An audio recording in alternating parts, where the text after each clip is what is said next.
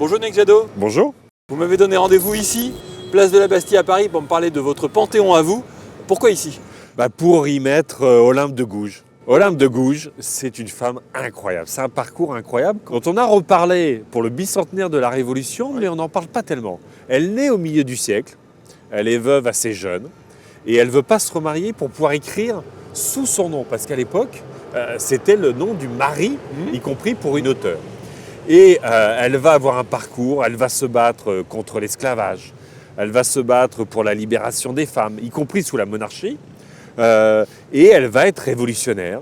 Elle va écrire sa déclaration des droits de la femme pour le divorce. Elle se bat contre le vote censitaire. Elle se bat contre, évidemment, le fait que les femmes n'avaient pas le droit de vote. Oui. Elle se bat pour l'union libre. Elle se bat contre la peine de mort. Et elle va dire cette phrase incroyable, les femmes peuvent monter sur l'échafaud, elles doivent pouvoir monter sur la tribune. Et comment est-ce que vous l'avez rencontrée, Olympe de Gouges, dans votre parcours personnel? Écoutez, quand on lit la Révolution, moi j'adore l'histoire. Je trouve que le XVIIIe siècle est un siècle incroyable. Oui. Le XIXe aussi, dont on parle trop peu, je trouve. Et on voit qu'en fait, c'est la première grande féministe. Alors, il y en a forcément eu avant, heureusement. Mais elle écrit, elle revendique, elle se bat, elle assume un statut qui n'est pas le statut de la femme à l'époque. Et puis, elle va mourir sur l'échafaud, condamnée par Robespierre et guillotinée. Alors c'est marrant parce que quand on dit Yannick Jadot, on pense immédiatement plutôt écologie. Et vous me prenez par le féminisme. Et le XVIIIe siècle, c'est pas non plus la naissance de l'écologie, quoique il peut y avoir déjà des traces. Mais Il y a dans toutes les lumières qui vont amener à la Révolution, il y a un vrai questionnement sur la nature. Se libérer des théologies, puisque c'est quand même ça le principe des Lumières, se retrouver, c'est aussi reconstruire son rapport à la nature. Et donc c'est un vrai siècle de libération. Pour mon Panthéon, j'aurais pu parler de Gisèle Halimi aussi. Évidemment, Gisèle Halimi, dont tout le monde parle, et ce serait tellement légitime. Alors là, au vrai Panthéon, là, pour le coup, là, pour vous, Yannick Jadot, il fait rentrer Gisèle Halimi au Panthéon. Et Olympe de Gouges. Et Olympe de Gouges aussi. J'y mettrai aussi Albert Camus, parce qu'il y a à la fois le combat pour la résistance, et puis il écrit des magnifiques bouquins, y compris sur la nature, Noces d'été, tout ça, c'est quand même c'est magnifique par rapport à la nature, à la beauté, la relation à la beauté, qui est pour moi au cœur de l'écologie. Et puis c'est quelqu'un qui dit à quel point les valeurs, les principes, c'est essentiel, mais qu'il faut quand même vivre avec son voisin. Et que je trouve en politique, au moment où la radicalité, la division est devenue le cœur du logiciel politique, moi je pense que la radicalité, c'est de rassembler, c'est de toujours trouver le chemin commun avec son voisin. La radicalité, c'est le compromis. La radicalité, aujourd'hui, c'est le compromis, incontestablement. Et alors, dans le Panthéon plus personnel peut-être de Yannick Jadot, il y a qui? Il y a des gens qu'on ne connaît pas, peut-être des gens qui vous ont construit, vous, en tant qu'individu, en tant qu'homme politique, mais pas seulement, en tant qu'homme tout court? Il y aurait Romain Gary aussi, Les Racines du ciel. Pour moi, c'est le bouquin qui m'a construit sur l'écologie. Je devais avoir 19-20 ans. Tout seul, vous l'avez vu tout seul, ce livre? Oui, bien sûr.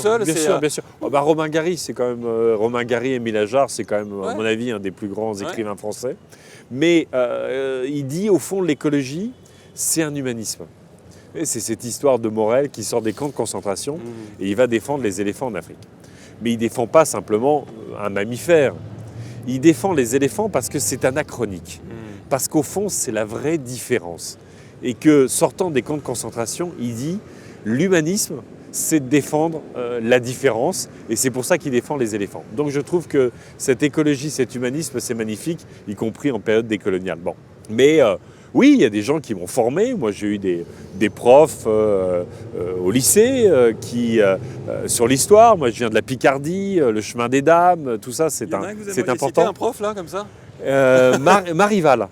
Qui était là et y compris qui nous apprenait l'histoire à travers le cinéma. Je trouve que c'était une clé d'entrée sur l'histoire qui était un peu différente des bouquins, tout ça. Je trouve que c'était une façon de faire vivre l'histoire qui est fantastique. Et d'ailleurs, toute la série de France Télé sur sur l'histoire. Vous savez, toutes la première et la Seconde Guerre mondiale, le nazisme, la façon d'utiliser les images, de les restaurer. À la guerre en couleur. Ouais, je trouve que c'est une série magnifique. J'ai eu un prof d'éco à la fac qui était très engagé sur l'économie du développement, qui a fait que juste après la fac, je suis parti vivre et travailler au Burkina Faso. Et puis on a arraché des OGM avec José Bové. Il est dans le Panthéon personnel, José Bové. Ouais, c'est quelqu'un qui m'a incontestablement inspiré, avec qui je reste très ami. Ouais. L'Europe avec Danny Cohn-Bendit. Donc il y a comme ça beaucoup de personnages qui m'ont accompagné et inspiré.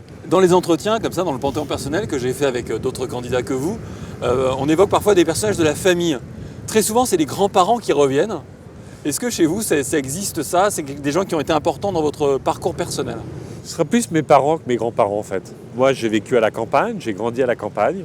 Et avec mes parents, on allait beaucoup dans la nature. Il y avait cet amour des arbres, cet amour de la nature, d'essayer comme ça, de marcher discrètement dans la forêt, de voir une harde avec des cerfs, des biches. Et c'était, quand on voyait ça, on était juste éblouis pendant des jours d'avoir vu ça dans la forêt. Donc ce rapport à la nature, ce rapport à la politique, ce rapport aux valeurs républicaines, parce que mes parents étaient instituteurs. Tous les deux? Oui, tous les deux. Je suis né dans le logement de fonction de l'école du village. Donc vous voyez, c'était l'école à l'ancienne, les instituteurs vivaient dans le logement de fonction. Ouais. C'était donc ce respect des valeurs de la République, de la place de l'école dans notre société, les valeurs de solidarité, les valeurs de fraternité, c'est important. Et l'engagement, parce qu'on peut aimer la nature, mais de s'engager comme vous le faites, jusqu'à vouloir devenir président de la République, mais même s'engager au quotidien, se battre, etc., ça vient d'où ça? J'en sais rien, en vrai. Non, mais comment on se construit? Ouais, c'est ça. Il y a cet héritage politique de la nature. Il y a eu le mouvement contre la loi Devaquet en 86. J'étais étudiant à l'époque, donc c'est partie des rites aussi d'apprentissage politique. Quand on est étudiant, il y a toujours une loi contre laquelle on se mobilise et qui nous construit politiquement. Évidemment, avec la mort de Malik Oussekine. Et puis après, voilà, je suis parti en Afrique. C'était passionnant. Je suis parti au Bangladesh. Et au fond, la chance que j'ai dans ma vie, et je trouve que c'est vraiment un privilège, c'est que mes activités, mon engagement, a toujours trouvé un espace professionnel en fait. Ma vie professionnelle, ça a toujours été mes engagements. C'est un privilège incroyable. Un privilège incroyable de vivre de ses engagements, de vivre pour ses engagements. Une dernière question. Yannick Jadot, président de la République, qui fait-il entrer comme figure écolo au Panthéon? André Gortz, quand même. Un grand monsieur. Et puis je l'ai dit, Romain Gary. Romain Gary, c'est bien. Romain Gary, c'est bien. Ça a de la gueule. Ouais, ça a de la gueule, Romain Gary. Albert Camus et Romain Gary pour les grands écrivains français, et puis Olympe de Gouges et Gisèle Halimi pour les grandes figures politiques, féministes, engagées. Merci Yannick Jadot pour ce Panthéon personnel, ici, sous le soleil. Absolument, place à la Bastille. À Paris. Il y a toujours à mettre fin aux privilèges, toujours à conquérir des libertés. Exactement. Merci. Merci.